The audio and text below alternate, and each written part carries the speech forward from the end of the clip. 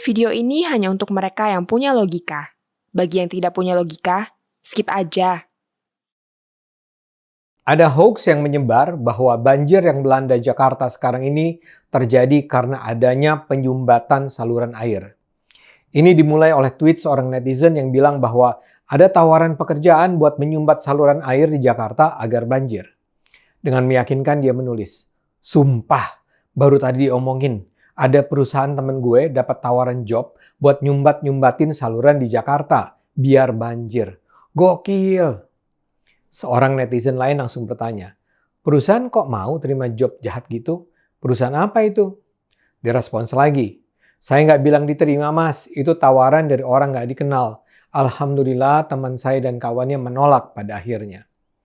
Lebih jauh dikatakan bahwa tujuan yang hendak dicapai bermotif politis, yaitu agar memberikan citra buruk terhadap Anies Baswedan sebagai Capres 2024. Perlukah kita percaya dengan cerita ini? Kalau saya sih tidak. Badan Penanggulangan Bencana Daerah sendiri sudah menganggap bahwa skenario penyumbatan itu hampir mustahil terjadi. Di setiap kelurahan ada 70-90 orang petugas PSPU. Ada juga pasukan oranye dari Dinas Lingkungan Hidup yang terus membersihkan kali, sungai, waduk, dan danau. Belum lagi ada pasukan biru yang membersihkan saluran gorong-gorong. Karena itu sulit sekali bagi pihak manapun untuk melakukan sabotase seperti yang dibayangkan. Buat saya, cerita ini memang tidak masuk di akal. Siapakah yang mengarang cerita ini? Kita tentu tidak tahu pasti. Tapi saya duga ini produk dari mereka yang khawatir dengan reputasi Anies akibat banjir yang melanda Jakarta saat ini.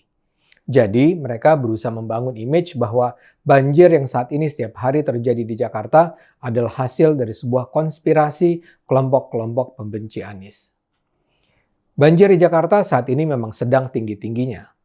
Agar tudingan tidak ditujukan pada Anies, dibangun oleh mereka narasi bahwa penyebabnya datang dari aksi penyabotan. Padahal kita semua tahu banjir terjadi karena Anies Baswedan selama 5 tahun kepemimpinannya tidak melakukan apa-apa untuk menanggulangi banjir. Di era Jokowi dan Ahok, pengendalian banjir nyata terlihat.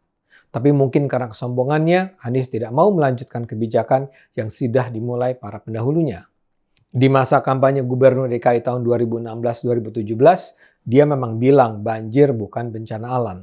Ini soal manajemen volume air katanya. Tapi nyatanya, dia tidak pernah menerapkan manajemen arus air dengan terencana dan sistematis. Ahok menerapkan normalisasi sungai. Yang dilakukan adalah melebarkan daerah aliran sungai, das, sehingga air bisa dengan cepat mengalir ke laut. Karena itu semua yang tinggal di bantaran sungai harus dipindahkan, termasuk para penghuni bangunan liar. Para pemukim liar itu kemudian dipindahkan ke rumah susun dengan skema menyewa. Ini yang dilecehkan Anies. Kata Anies, program Ahok itu melawan sunatullah, hukum Allah. Di seluruh dunia, kata Anies, air dari langit itu seharusnya diserap ke bumi, bukan dialirkan ke laut. Karena itu yang dibangun, katanya, seharusnya bukan gorong-gorong raksasa, tapi memastikan air dengan segera terserap ke tanah. Dengan begitu juga katanya, tidak perlu ada penggusuran pemukiman liar di bantaran kali. Untuk itu dia bilang dia akan melakukan program naturalisasi sungai. Masalahnya, itu berhenti di kata-kata. Kita tidak pernah melihat Pemprov DKI menerapkan naturalisasi sungai. Anies bicara tentang program menghidupkan ekosistem sungai, waduk, dan mengembangkan tanaman di tepi sungai.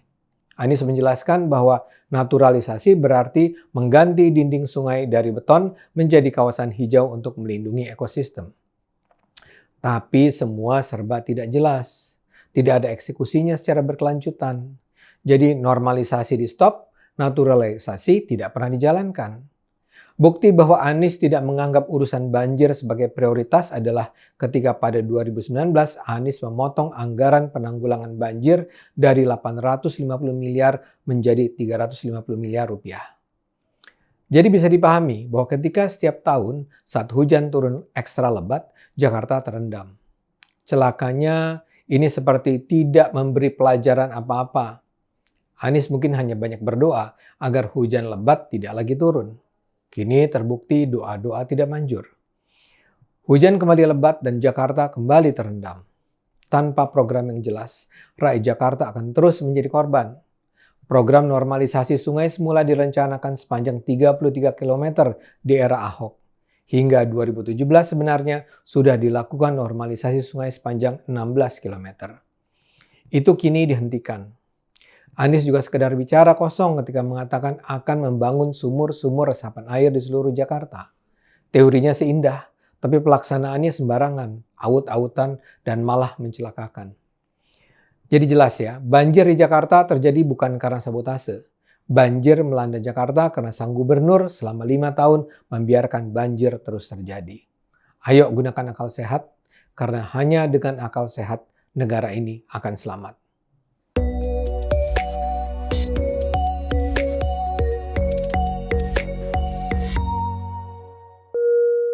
Video ini hanya untuk mereka yang punya logika.